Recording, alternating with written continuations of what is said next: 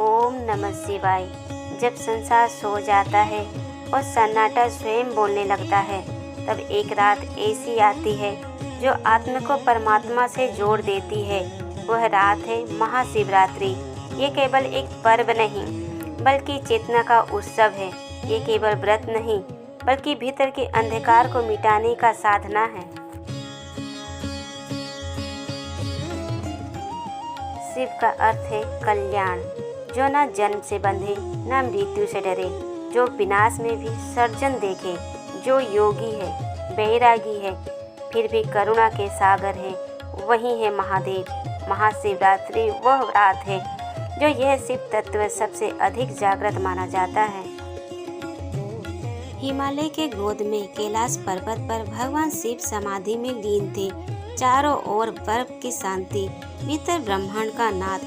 ऋषि मुनि जानते थे जब शिव ध्यान में होते हैं तब सृष्टि संतुलन में रहती है। पर एक दिन आकाश में हलचल हुई। समुद्र मंथन का निर्णय लिया गया। देवता और असुर अमृत की कामना से समुद्र मंथन करने लगे। मंथन तेज हुई, तरंगे उफन पड़े। तभी समुद्र की गहराई से निकला हलाहल विष इतना तीव्र कि तीनों लोग कांप उठे। वृक्ष सूखने लगे, नदियां जलने लगी, प्राणी में त्राही त्राही मच गए। देवता भयभीत होकर ब्रह्मा और विष्णु के पास भागे। समाधान एक ही था, महादेव।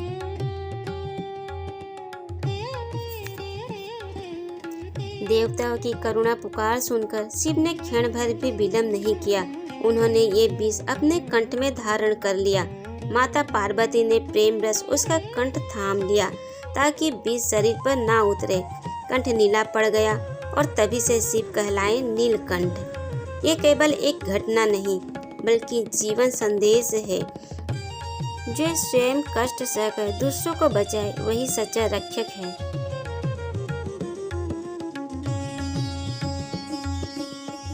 माता सती के देहांत के बाद शिव वैराग्य में डूब गए। संसार उनके लिए शून्य था, पर सती ने पार्वती के रूप में जन्म लेकर पुण्य वही प्रेम जगाया। इस बार तपस्या के मार्ग से माता पार्वती ने वर्षों तक कठिन तप किया। कभी अन्न त्यागे, कभी जल त्यागा। पर्वत, वन, हिम सब साक्षी बने। अंत शिव प्रसन्न हुए। महाशिवरात्रि की पावन रात शिव पार्वती का दिव्य विवाह हुआ। ये विवाह सिखाता है प्रेम केवल भावना नहीं, साधना है।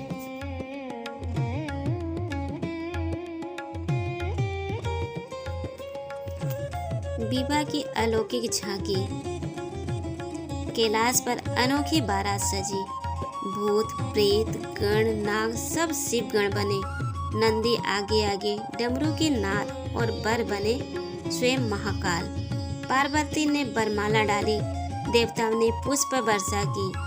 वह रात शिवरात्रि कहलाई जब प्रेम और तप एक हुए।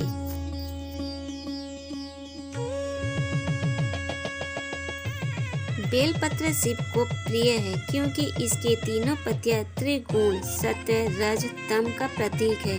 शिवरात्रि पर बेलपत्र अर्पण करने का अर्थ तीनों गुण को शिव को समर्पित कर देना।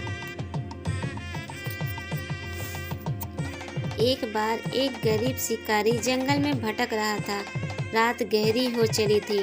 डर के कारण वह एक बेल पेड़ पर चढ़ गया। नीचे अनजाने में एक शिवलिंग स्थापित था। भय के कांपते हुए वह पूरे रात जागता रहा, पत्ते तोड़कर नीचे गिराता रहा। वही बेलपत्र शिवलिंग पर अर्पित होते रहे। सुबह हुई, शिव प्रकट हुए।